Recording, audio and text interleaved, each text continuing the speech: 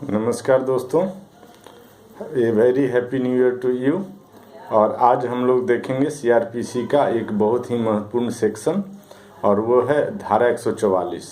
आप सुने होंगे कि आपके शहर में, आपके इलाके में धारा 144 लगा दिया गया है। तो धारा 144 क्यों लगाया जाता है, धारा 144 कौन लगाता है, और धारा 144 कितना समय के लिए लगाया जाता है, तो ये देखते हैं। तो धारा 144 लगाने के लिए कंडीशन है कि एक तो समाज में एनवायंस फैलाया जा रहा है, मीन्स लोगों को डिस्टर्ब किया जा रहा है, उससे लोग नाराज हो रहे हैं, तो धारा 144 लगाया जा सकता है। दूसरा है समाज में लोगों को इंजुरी किया जा रहा है, इंजोर किया जा रहा है, उनको घायल किया जा रहा है, तो धारा 144 लगाया जा सकता है। तीसरा है unlawful employed, any person unlawful employed हो रहे हैं वहाँ पर, और किसी चीज़ को करने से रोक रहे हैं, लॉफुल काम है या कोई और भी व्यक्ति बिजनेस कर रहा है या उस रास्ते से जो आम रास्ता है उस रास्ते से गुजर रहा है, तो वहाँ उससे गुजरने से रोक रहे हैं, या उनके साथ किसी तरह से राइट या अफरे क्रिएट कर रहे हैं, दंगा या बलवा हो रहा है उनके साथ, तो उसको रोकने के लिए भी धारा 144 लगाया जा सकता है। उसके बाद डेंजर टू ह्यूमन लाइफ, यदि ह्यूमन लाइफ कहीं खतरा है, यदि ज़िंदगी का ही खतरा है जिससे कि आदमी का जान जा सकता है, तो वैसे स्थिति में भी आप धारा 144 लगा सकते हैं। डेंजर टू पब्लिक हेल्थ, यदि पब्लिक हेल्थ का खतरा, जैसे अभी पेंडेमिक है, पेंडेमिक सर्वव्यापी महामारी है, विश्व सर्वव्यापी महामारी है, और इसमें लोगों को जान का खतरा है, पब्लिक हेल्थ का खतरा है। वो क्या है, कोरोना है, चाहे चाइना द्वारा फैलाया गया हो, उससे मतलब नहीं है, कोरोना तो देश में आ गया, तो इसको रोकने के लिए भी धारा 144 लगाया जा सकता है। क्यों, क्या लिखा है, डेंजर टू ह्यूमन हेल्थ और डेंजर टू ह्यूमन सेफ्टी, तो ह्यूमन हेल्थ का डेंजर है, ह्यूमन हेल्थ का सेफ्टी है, तो बहुत जगह धारा 144 लगाया गया और पूरे इंडिया में लगाया गया। उसके बाद नेक्स्ट है a disturbance to the public tranquillity, लोगों में शांति बनाए रखना भी एक सरकार की जिम्मेदारी है। शांति की भंग हो रहा, शांति भंग हो रहा, पीस और ऑर्डर भंग हो रहा, तो ऐसे स्थिति में भी 144 लगाया जा सकता है। राइट हो रहा, राइट मीन्स दो व्यक्ति आपस में झगड़ा कर रहे हैं और पब्लिक को डिस्टर्ब हो रहा है, तो वो है राइट।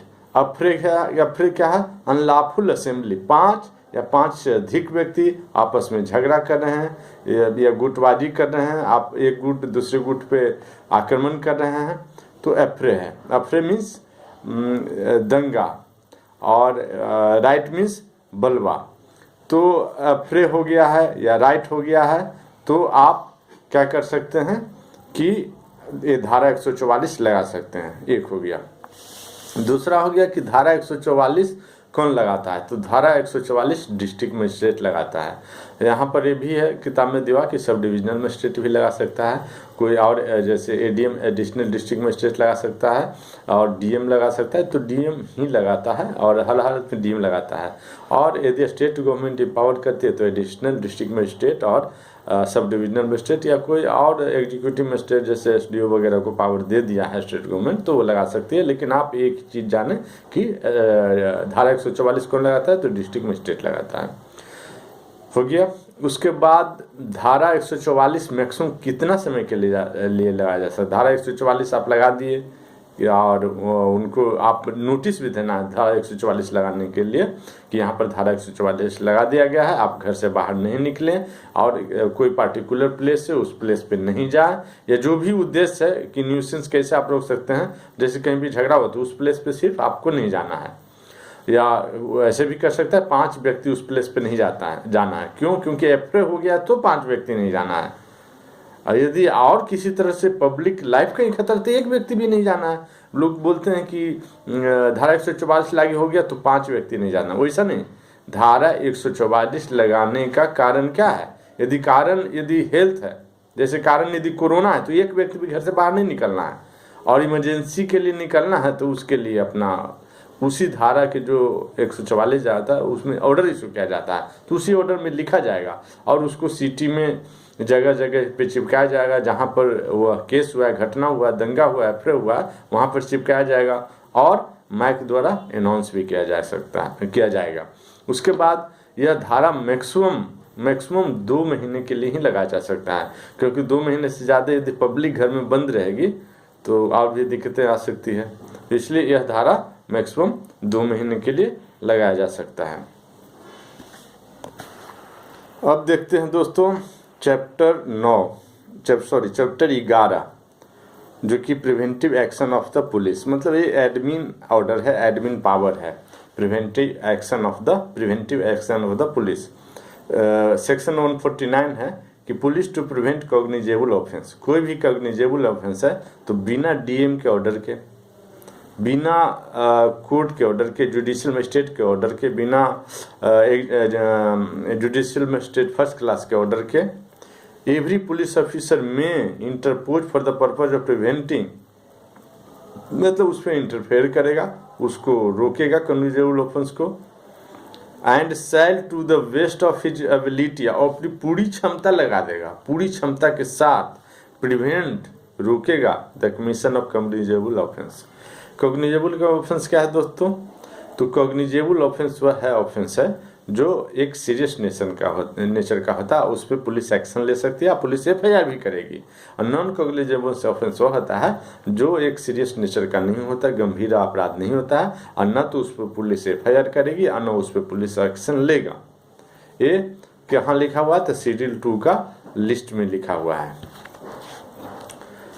तो पुलिस प्रिवेंट कर सकता है। अब इसके लिए धारा 144 लगाने की कोई जरूरत नहीं है। कॉग्निजेबल ऑफेंस कर रहे हैं तो direct officer in charge of the police और उसके डिटेल करने पर किसी सब इंस्पेक्टर 2 स्टार लगाने वाला पुलिस मीन्स दरोगा आईओ बन जाएगा और वो एक्शन लेकर के कॉग्निजेबल ऑफेंस रोकेगी। इसके लिए यदि फोर्स यूज करना पड़ेगा तो फोर्स यूज भी करेगी।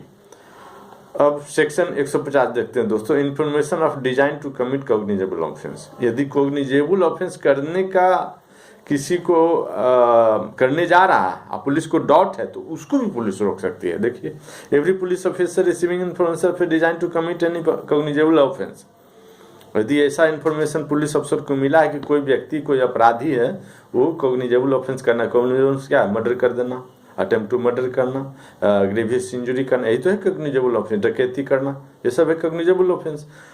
तो उसको करने जा रहा है कोई व्यक्ति, ऐसा इन्फॉर्मेशन मिल गया है तो देखिए, shall communicate such information to the police officer to whom he is subordinate. Every police officer, मतलब यदि दरोगा से बिलो रैंक का मिला तो क्या वो एक्शन ले सकता है? नहीं, वो पहले थाना इंचार्ज को बताए या दरोगा को बताए, है ना, जो प्रेजेंट में इंचार्ज है थाना को, उसको बताएगा। बोल रहा है यहाँ to whom he is subordinate, ठीक है, and to any other officer whose duty it is to prevent to take cognizance offence commission of any such offence. या उसको भी बता सकता है जो दरोगा से सीनियर सब हो या डिपुटेशन पे आया हो, दरोगा सीनियर हो या थाना इंचार्ज टेम्पोररी बनाया गया हो, तो उसको बताएगा। वो क्या करेगा? तुरंत पुलिस फोर्स लेकर के वहां जाएगा और उस कॉग्निजेबल ऑफेंस कमीशन होने से ही रोक देगा। चाहे उसके लिए उसको फोर्स का यूज करना पड़े तो फोर्स का यूज करेगा, चाहे उसके लिए उसको गिरफ्तार करना पड़े किसी व्यक्ति को या किसी ग्रुप ऑफ पीपल को, तो वह उस व्यक्ति को या एक ग्रुप ऑफ पीपल को गिरफ्तार करेगा। और देखते हैं दोस्तों 151, arrest to prevent the commission of cognizable offence. यदि अरेस्ट करने की जरूरत पड़ी तो अरेस्ट भी करेगा। A police officer knowing to design to commit any cognizable offence, यदि पुलिस अफसर के लिए इसके मन में है यह कॉग्निजेबल ऑफेंस करेगा तो करने से पहले गिरफ्तार कर लो। ऐसा नहीं कि करेगा, किया तो नहीं है ना, तो उससे कोई मतलब नहीं है। करने जा रहा है तब भी आप उसको तुरंत गिरफ्तार कर लो।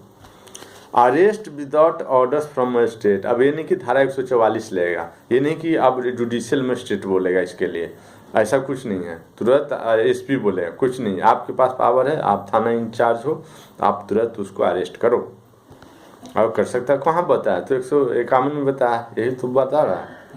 Without order from magistrate and without A warrant, बिना वारंट को उसको अरेस्ट करो। ऐसे नहीं कि आपके पास वारंट है, आप मेरे को कैसे अरेस्ट कर रहे हैं। और प्रैक्टिकली क्या, गरीब लोग अरेस्ट हो जाते हैं, अमीर जो रहता है, जो व्हाइट कलर क्रिमिनल है, जो नेता है, जो बड़ा अपराधी है, छोटा मछली है पोठिया वो पकड़ा जाता है, जो बड़ा बोवारी है व्हेल मछली है वो नहीं पकड़ाता, क्योंकि उसको पुलिस का हिम्मत ही नहीं होता है।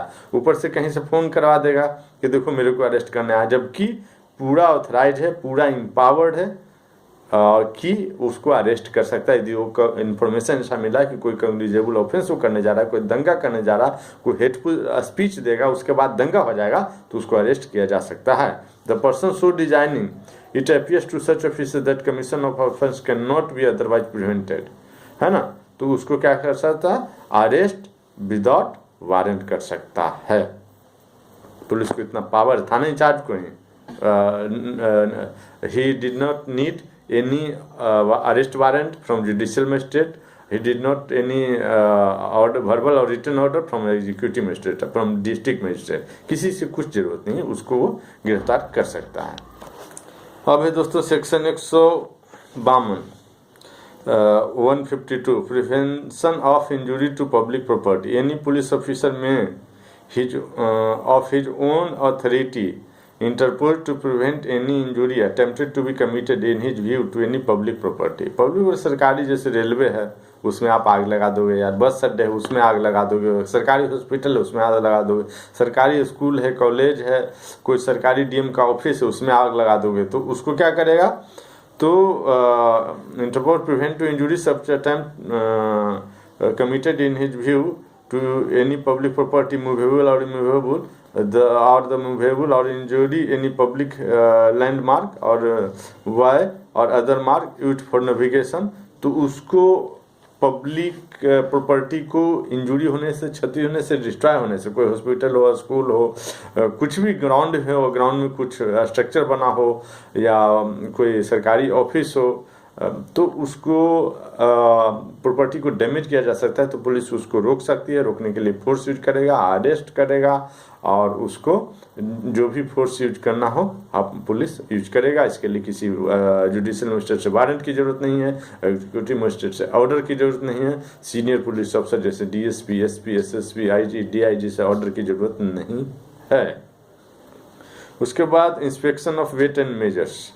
वेट एंड मेजर्स क्या है कि वैसा अपराध है जो आप कम वेट दे रहे हो और 1 kg का पैसा ले रहे हो, तो ये सब अपराध है जो मिनसीजा नहीं भी है तब भी वह अपराध है और उसके लिए पुलिस एक्शन ले सकती है।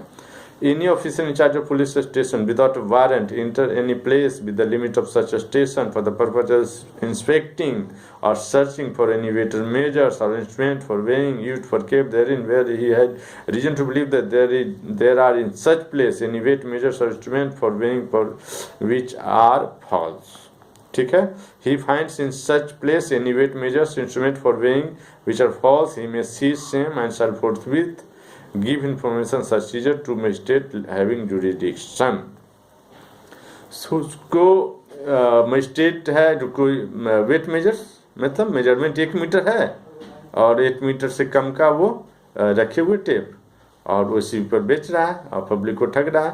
बेटे मान लो 5 kg एक पसेरी है ना, 5 kg है ना, या 1 क्विंटल मतलब 100 kg, और वो रखे हुए है 85 kg और पब्लिक को फ्रॉड करके वो बेचा है, वो 1 क्विंटल का पैसा ले रहा है, तो तुरंत उसको सीज करेगा, तुरंत उसको पब्लिक को अरेस्ट कर सकता है, तुरंत उसको सीज करके अपना वो कोर्ट में भेज देगा, जो जुडिशियल मजिस्ट्रेट है उसको अपना भेज देगा कि ये भाई है, उसको सील करता है, अच्छा से सीजर में वो भी बनाता है, लिस्ट बनाता है, उस पर इसका भी साइन लेगा और खुद भी साइन करेगा, मजिस्ट्रेट को भेज देगा, अपने इसको मजिस्ट्रेट को पेश करेगा, या खुद बेल का प्रोविजन है, अपना बेल बॉन्ड भरने के लिए तैयार है तो ठीक है, सिक्योरिटी देने के लिए तैयार है तो ठीक है, सिक्योरिटी भी दे रहा है तो ठीक है, बेल दे देगा, नहीं तो अपना कोर्ट में जाओ, वहाँ दे रहा बेल तो वहाँ दे देगा, नहीं तो फिर जेल का हवा खाओ जुडिशियल कस्टडी में, और 24 घंटा के लिए तो पुलिस कस्टडी में कोई भी पुलिस इसको रख ही सकता है। तो इतना पावर है दोस्तों। और हमेशा हम देखते हैं कि सब्जी लाने आप डेली जाते होंगे तो, और उसको किसी दूसरे दुकान से अपना घर में आप वेइंग मशीन रख करके आप उसको तौलिए तो कम रहता है, 100 ग्राम, 1 किलो में 100 ग्राम 150 ग्राम कम रहता है। आप कहीं भी जाइए और ऐसा रहेगा ही। अब डिजिटल वाला आ रहा है तब भी वो भी कम सेटिंग कैसे कैसे करके रखता है, और वो भी 100 ग्राम कम रहता है, लेकिन आप कुछ करते हैं नहीं, कुछ करते हैं। पुलिस को रिपोर्ट कीजिए तो पुलिस तो भी कि ठीक है, जा रहे हैं, देख रहे हैं, नहीं ठीक है, और वो भी नहीं कुछ करता है। लेकिन पुलिस को पावर है कि उसको तराजू ही सीज कर लेगा, FIR भी करेगा, और कुछ नहीं तो 24 घंटा तो यहाँ जेल का हवा खाओ ही। और फिर यदि बेल वुल भरोगे और वकील वगैरह हायर करोगे, 20,000 रुपया तो खर्चा है ही, तो फिर वो अगला बार क्या करेगा कि पक्का बढ़िया वाला वेट लेगा, 1 kg है तो 1 kg का ही लेगा और ऐसे बेचेगा। लेकिन कोई एक्शन नहीं लिया जा रहा। पुलिस भी क्या करेगा कि ठीक है ऐसा करो, तुम देखो केस यदि तेरे ऊपर हो जाएगा तो 20,000 रुपये खर्चा लग जाएगा, 5 दिन तेरा 10 दिन दुकान भी बंद रहेगा, परेशान भी बहुत होगे। तुम ऐसा करो कि हमें 5,000 दे दो, तो 5,000 दे देगा, बस निपट लिया काम। बाकी लोग धड़ल्ले से बेचे हैं, होता है प्रैक्टिकली ऐसा ही है। तो हमें सजग रहने की ज़रूरत है, जागरूक होने की ज़रूरत है, और पुलिस को भी चाहिए कि वह जिसका लिए नौकरी कर रहा है और जिस चीज़ के लिए कसम खा रहा है तो अपनी कसम को निभाए, अपने वादा को निभाए और ड्यूटी को सही करे, तभी ये कम हो सकता है। अब देखते हैं दोस्तों बहुत ही इंपॉर्टेंट चैप्टर, जो कि चैप्टर 12 है, information to the police and their power to investigate. FIR जो कहीं पर क्रिमिनल प्रोसीजर कोड में डिफाइन नहीं किया गया डायरेक्टली, लेकिन इनडायरेक्टली बताया गया। तो कहाँ बताया गया, तो वो सेक्शन 154 में बताया गया है, और उसी को हम आज देखेंगे, सेक्शन 154 को। तो दोस्तों 154 में ये है कि information in cognizable cases, non cognizable case है जो कम सीरियस है, उसका FIR नहीं होता है। आप थाना में जाते हैं, बोलते हैं FIR ले ही नहीं रहा है। FIR तभी लेगा जब CRPC में शेड्यूल 2 में और कॉलम 5 में यह दिया गया हो कि यह जो ऑफेंस है कॉग्निजेबल है, तभी वो FIR ले। दोस्तों सॉरी, ये फर्स्ट शेड्यूल में है। First schedule classification of offence है, जिसमें इसमें कॉलम बने हुए हैं, कितना 6 कॉलम बना हुआ है, और 6 पहला कॉलम में है कि सेक्शन कौन सा है, तो सेक्शन दिया गया। दूसरा में है कि ऑफेंस क्या है। तीसरा कॉलम में है कि पनिशमेंट, उसके लिए पनिशमेंट क्या है। उसके बाद नेक्स्ट कॉलम में है, चौथा कॉलम में कि ऑफेंस जो है कॉग्निजेबल है, नॉन कॉग्निजेबल है। यदि कॉग्निजेबल है तो उसको क्या है कि पुलिस FIR करेगी, इन्वेस्टिगेशन करेगी। नॉन कॉग्निजेबल है तो पुलिस कुछ नहीं करेगा, या नॉन कॉग्निजेबल रिपोर्ट बनाएगा और उसको जुडिशियल मजिस्ट्रेट को भेज देगा। जुडिशियल मजिस्ट्रेट यदि फिर से बोलेगा कि ठीक है इसको investigate and report to me, तब वो इन्वेस्टिगेशन करके उसको देगा। लेकिन कोई गिरफ्तारी वगैरह, कोई जांच वगैरह तब तक नहीं करेगा जब तक कि कोर्ट का ऑर्डर नहीं हो जाता है। 5वां कॉलम है बेलेबल और नॉन बेलेबल। यदि बेलेबल है तो थाना भी आपको बेल देगा, नॉन बेलेबल है तो कोर्ट में पेश करेगा, कोर्ट आपको बेल देगी, या उसका डिस्क्रिशनरी पावर है, नहीं भी दे सकता है। उसके बाद यदि नॉन बेलेबल है तो आपको थाना बेल नहीं देगा, गिरफ्तारी कर लेगा, कोर्ट भी बेल, लोअर कोर्ट भी नहीं देता है नॉर्मली, आपको हाई कोर्ट या सुप्रीम कोर्ट से बेल होगा। By tribal by what court, तो वो सेशन को ट्राई करेगा, जुडिशियल फर्स्ट क्लास को ट्राई करेगा, judicial magistrate second class trial करेगा। कौन ट्रायल करेगा, कोर्ट, यहाँ लिखा हुआ है। इतने ही कोर्ट ट्रायल कर सकता है, और high court supreme court trial court नहीं है, एक कई बार सुप्रीम कोर्ट के ऑर्डर आ चुका है।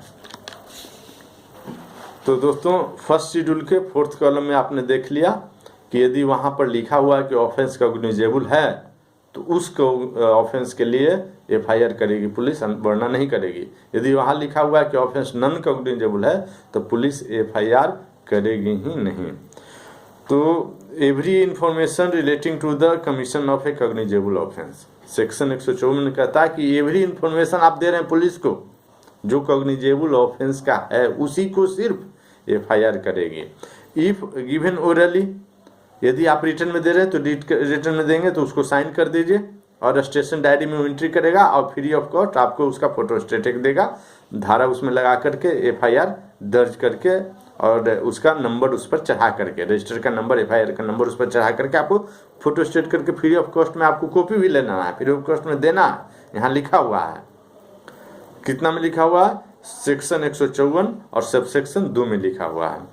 यदि आप ओरली देते हैं, आप पढ़ना जानते नहीं, लिखना जानते नहीं, आप अंगूठा लगाएंगे तो ओरली आप देते हैं तो ऑफिसर इंचार्ज का ड्यूटी है, कोई एहसान नहीं है, ड्यूटी है कि वह उसको आपको लिखेगा, आपका लैंग्वेज आपको पढ़ के सुनाएगा, आपको वो पढ़ करके सुनाएगा, और आप सुनेंगे कि हम जो बोले वो लिखा है, तो उसके बाद आपसे अंगूठा ले लेगा और फिर FIR दर्ज करके उस पर नंबर चढ़ा करके आपको एक फोटो स्टेट करके देगा।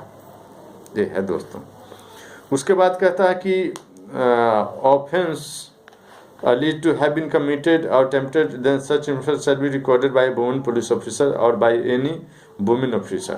कोई भी वुमेन के अगेंस्ट अपराध हुआ है, मतलब कोई भी अपराध वुमेन के प्रति हुआ है और वुमेन FIR करने गई है, तो उसका इन्वेस्टिगेशन वुमेन पुलिस ऑफिसर करेगी। बोले वुमेन पुलिस ऑफिसर नहीं है तो जेंट्स पुलिस ऑफिसर को करने दो, तो नहीं। फिर एग्जीक्यूटिव मजिस्ट्रेट है, वो बताएगा कि कौन सा वुमेन एग्जीक्यूटिव अफसर भी कोई हो सकता है ना, कोई वुमेन है ही नहीं, एग्जीक्यूटिव अफसर भी नहीं, पुलिस भी नहीं है, ऐसा तो हो नहीं सकता। तो कोई भी एग्जीक्यूटिव अफसर वुमेन है वो अब करेगी इन्वेस्टिगेशन, उस केस का जांच करेगी। सोच लो दोस्तों, प्रोविजन तो दिया हुआ लेकिन इसका इम्प्लीमेंटेशन नहीं होता है।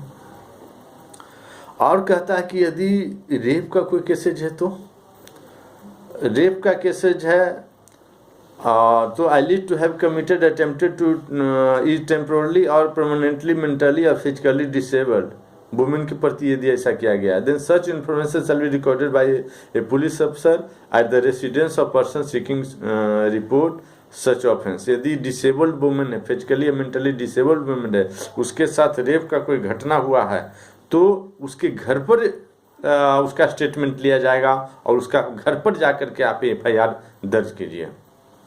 यहाँ दिया, इतना दिया हुआ है। और होता क्या है, होता तो है कि भाई पुलिस है, थाना है, हम रॉब हैं, हमारे पास पूरा वर्ल्ड का शक्ति है, हम सोए रहेंगे, तेरे को आना है तो आओ, नहीं आना तो नहीं आओ, कोई एक्शन भी मेरे विरुद्ध नहीं होगा। होता पॉलिटिकल यही है दोस्तों। लिखा हुआ तो कानून बहुत रहता है, लेकिन कानून का धज्जियाँ कानून के रक्षक लोग भी उड़ाते हैं। एट ए कन्वीनियंट प्लेस, यदि घर नहीं है तो एट ए कन्वीनियंट प्लेस, जहाँ वो लड़की है अभी पर्सन चॉइस, उसकी लड़की का चॉइस प्लेस पे जाकर के FIR हो गया। इन प्रेजेंस ऑफ इंटरप्रेटर और स्पेशल एजुकेटर ऐसे केस में भी वो बहुत कम पढ़ी लिखी है, लोकल लैंग्वेज बोलती है, डायलेक्ट बोलती है, ऐसा लैंग्वेज बोलती है जो किसी को थाना को समझ में नहीं आता, तो इंटरप्रेटर ले लीजिए। उस गांव का कोई मुखिया क्या हुआ, उस गांव का कोई सज्जन पुरुष होगा, उसको ले लीजिए, वो ट्रांसलेट करके आपको बताएगा, आप FIR कीजिए। The recording of such information shall be videographed. और कहता है कोई डिसेबल्ड व्यक्ति के प्रति रेप का घटना हुआ है, तो इसका FIR आप कर रहे हैं, तो इसका उसका स्टेटमेंट ले रहे हैं कि उसके साथ क्या हुआ, तो उसको वीडियोग्राफ होगा, कैमरा लगाकर वीडियोग्राफी भी होना है। कहाँ कह रहा है, तो सेक्शन 154 और सब सेक्शन 1 और सब क्लाउज B में कह रहा है कि videograph shall be video recorded, मतलब कोई डिस्क्रिशनरी पावर नहीं है, वीडियोग्राफ होना ही चाहिए।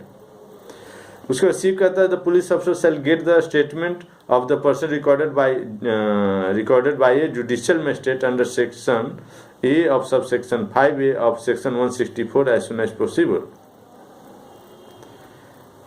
Police officer shall get the statement of the person recorded by a judicial magistrate. और जुडिशियल कोई यदि कन्फेशन कर रहा है कि उसके साथ ऐसा ऐसा किसी ने अपराध किया है, अपराधी जो कन्फेशन कर रहा है, तो पुलिस को वैसा स्टेटमेंट मिलना चाहिए। और वह जुडिशियल मजिस्ट्रेट द्वारा कन्फेशन 164 में कहता है दोस्तों कि कोई कन्फेस करे कि हाँ मैंने अपराध किया है, तो उसको स्टेटमेंट कौन लेगा, उसी के लैंग्वेज में लिखेगा। कौन लिखेगा? जुडिशियल मजिस्ट्रेट यहाँ लिखेगा। और लिखेगा वो जो बोलते हैं, उससे कोई प्रश्न नहीं करना है, कुछ नहीं कि हाँ मैं ये अपराध किया हूँ, इसका कन्फेशन कर रहा हूँ, ऐसे ऐसे प्लेस पे किया हूँ, मेरा नाम ये है, और फिर वो साइन करेगा और नीचे जुडिशियल मजिस्ट्रेट साइन करेगा। उसको कहता है the police officer will get the statement of the person recorded by judicial magistrate under section 164 as soon as possible. और वो भी स्टेटमेंट को यहाँ ले लेगा और उस स्टेटमेंट को भी वो कोर्ट में पेश करेगा और वो ट्रायल कोर्ट में पेश करेगा।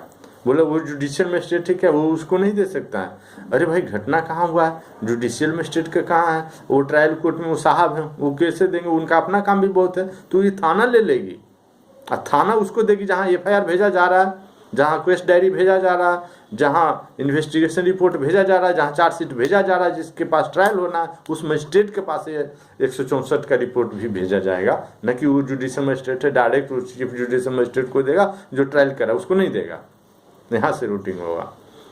उसके बाद नेक्स्ट है सेक्शन 154 और subsection 2, a copy of information as recorded under subsection 1 FIR। Subsection 1 क्या हो, FIR हुआ, shall be given forthwith free of cost to the informant. और आपको फोर्थविथ मतलब तुरंत इमीडिएट FIR का कॉपी एक आपको मिल जाएगा। तो क्या FIR की कॉपी आपको मिलता है? नहीं मिलता है। क्यों नहीं मिलता है? क्यों नहीं मिलता है? इतना भ्रष्टाचार हो रहा है, कौन किसका सुन रहा है यार, और कौन कहाँ कंप्लेन करने जा रहा है कि यहाँ लिखा हुआ है आपने वायलेशन किया, आपको सजा मिलनी चाहिए। कोई बोलता है? नहीं बोलता है। डर से नहीं बोलता है कि हमको क्या जाता है और हम जाके झगड़ा नहीं करेंगे, हम कानून को दुरुस्त करने के लिए लड़ेंगे नहीं। तो झेलो, सब बैठ के देखो, शांति से देखो फिर जो हो रहा है वो। उसके बाद 154 के 3 कहता है any person aggrieved by refusal on the part of the officer in charge of police station to record the information. कहता है कि कोई व्यक्ति कॉग्निजेबल ऑफेंस जिसके साथ हो गया, वो विक्टिम है और वो पुलिस ऑफिसर इंचार्ज जो है, थाना इंचार्ज जो है, वो FIR लेने से मना करता है, तो may send the substance of such information in writing or by post to the SP superintendent of police concerned। तो उसका थाना इंचार्ज का जो SP है, उस व्यक्ति का थाना इंचार्ज का, दोनों SP एक होगा, वहां का थाना का जो SP है ना, उसको आप भेज दो। Who if satisfied, यदि SP satisfied है तब such information discloses the commission of cognizable offense shall either investigate the case himself। SP खुद इन्वेस्टिगेट करेगा केस का FIR दर्ज करके, और डायरेक्ट एंड इन्वेस्टिगेशन में be made by police officer subordinate to whom, या किसी सबऑर्डिनेट को बोलेगा कि उसको छोड़ो, अब तुम जाओ FIR करो, इन्वेस्टिगेशन करके मुझे को रिपोर्ट दो, in the manner provided by this code, है ना। And such officer shall have the power of an officer in charge of the police station in relation to that offence. किसी दूसरे थाने को भी हो सकता है कि वो देखो वैसा नहीं किया, उसको तो मैं देख लूंगा, बाद में सजा दूंगा, एनुअल कॉन्फिडेंशियल रिपोर्ट है वो मैं खराब करूंगा, और तुम जाओ और उसका इन्वेस्टिगेशन करके मेरे को दो रिपोर्ट, FIR आपका हो गया। तो यहाँ पर क्या कह रहा है दोस्तों कि पहले कोई कॉग्निजेबल है तब आप पुलिस के पास जाइए, वो FIR करे। कोई वुमेन के अगेंस्ट है तो वुमेन अफसर ही जांच करेगा, रेप केस है तो वुमेन अफसर जांच करेगा। और रेप केस ऐसे वुमेन के अगेंस्ट है जो डिसेबल्ड है मेंटली या फिजिकली, तो उसका वीडियोग्राफ भी होगा, उसके घर पे FIR होगा, उसका चॉइस ऑफ प्लेस पे FIR होगा। और नेक्स्ट बात कहता है दोस्तों कि यदि डिसेबल्ड वुमेन है, यदि डिसेबल्ड वुमेन है तो उसका FIR होगा, और उसका जो स्टेटमेंट लड़की दे रही है उसका पूरा वीडियोग्राफ होगा, शैल बी वीडियोग्राफ, कोई चॉइस नहीं है थानेदार का। उसके बाद कहता है कि 164 का जो रिपोर्ट है, यदि एक्यूज है उसको एक आध दिन थाना में ला करके अच्छा से कुटाई किया गया, अच्छा से मरम्मत किया गया, डेंटिंग उसका ठीक किया गया, डेंटिंग पेंटिंग, तो उसने कबूल कर लिया। अब वो कबूल कर लिया, वो ये भी बोल रहा है कि मैं कबूल करता हूँ अपना, तो जुडिशियल मजिस्ट्रेट साहब आएंगे, जुडिशियल मजिस्ट्रेट फर्स्ट क्लास, और उसका स्टेटमेंट लेंगे, उसको बोलेंगे साइन करो, और फिर खुद भी साइन करेंगे, और ये कॉपी वो जुडिशियल मजिस्ट्रेट साहब लेके भाग नहीं जाएंगे, वो दे देंगे इसको थाना इन्वेस्टिगेटिंग अफसर को, IO को या थाना इंचार्ज को, और वो जो सब कागज जाएगा एक्यूज के साथ जिस कोर्ट में, ट्रायल कोर्ट में जहाँ जाएगा वहीं जाएगा ये कागज भी। नेक्स्ट कहता है कि FIR के कॉपी जो है वो फ्री ऑफ कॉस्ट में इन्फॉर्मेंट को जो FIR दर्ज कर रहा है उसको मिलेगा। नेक्स्ट कहता है कि जो थाना इंचार्ज कहता है कि मैं FIR करूंगा नहीं, सॉरी हमेशा आपके साथ होता है ना कि मैं FIR करूंगा नहीं, तो क्या ये इसका सोल्यूशन दिया है कि इस बुक ने, या सिर्फ यही बोला है कि नहीं ये FIR करेगा तो आप घर चले जाओ? नहीं, ये बोला है कि SP को ना आप इन्फॉर्म करो, लिख के आप SP के पास चले जाओ, उसको लिख के दो कि सर वो FIR नहीं ले रहे हैं। आप ये मत बोलो कि आप FIR लो, बोलो कि थाना इंचार्ज FIR नहीं ले रहा है। और क्या बोल रहा है, या बाय पोस्ट भेज दो, तो वो सुपरिटेंडेंट ऑफ पुलिस या तो खुद दर्ज करेगा FIR, खुद इन्वेस्टिगेशन करेगा, और आपको क्या चाहिए, या किसी दूसरे अफसर पुलिस अफसर को बोलेगा कि उसको तो मैं बाद में क्लास लूंगा, उसको छोड़ो, तुम जा करके इसका FIR करो और इन्वेस्टिगेशन करके रिपोर्ट मेरे को दो, मेरे को बताओ कि इसका क्या प्रोग्रेस हुआ है और अरेस्ट वगैरह सब करो। तो वह FIR फिर दर्ज करेगा और पुलिस इन्वेस्टिगेशन करेगा। तो सोल्यूशन तो पूरा है दोस्तों, आप इसको फॉलो कीजिए। और यह आप यदि CRPC है तो यह पेज नंबर 89 में CRPC के बेयर एक्ट में दिया हुआ है। और किसी चीज़ से आपको डरने की ज़रूरत नहीं है। ऐसे नहीं कि थाना गया तो आपको कैसे भी कभी भी ऐसे गिरफ्तार कर लेगा कि यहाँ से जाओ। हाँ, यदि आप एक्यूज हैं और एक ही शर्त पे गिरफ्तार आपको किया जा सकता है, जो कि नॉन कॉग्निजेबल केस में भी गिरफ्तार किया जा सकता है, वो है कि आप नेम और एड्रेस नहीं बताते हैं तो आपको गिरफ्तार किया जा सकता है। और ये आप ऐसा ना करें, आप नाम अपना बता दें, अपना एड्रेस बता दें, और बाकी में किसी चीज़ से डरने की ज़रूरत नहीं है। और यदि आप कुछ पूछना चाहते हैं तो आप कमेंट करें। और एक बार फिर आज 1 जनवरी 2022 से और नए साल का शुभकामना। धन्यवाद।